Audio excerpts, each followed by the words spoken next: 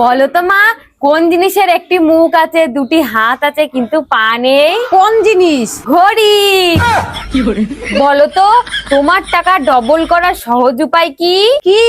আয়নার সামনে ধরো, তাহলেই তো ডবল দেখাবে। বলো তো, কোন জিনিসের বুড়ো আঙুল আছে, সাথে 4টে আঙুলও আছে, কিন্তু জিনিসটা জীবিত নয়? কোন জিনিস? হাত মোজা। বলো তো, এমন কোন জিনিস যা ব্যবহার করার সময় ভাঙতেই হবে? কোন জিনিস? ডিম। বলো তো, কোন জিনিসের ঘাড় আছে কিন্তু মাথা নেই? কি? বোতল। বলো তো, এমন কোন জিনিস যেটা শুকায় আবার ভেজার জন্য? কোনটা? টাওয়াল। বলো তো, এমন কোন জিনিস যা চলে যায় আর কোনোদিনও ফিরে আসে না? কোন জিনিসটা? বয়স। এমন একটা জিনিস যেটা সবার আছে কিন্তু হারানোর উপায় নেই, কি বলতো? কি নাম? ছায়া।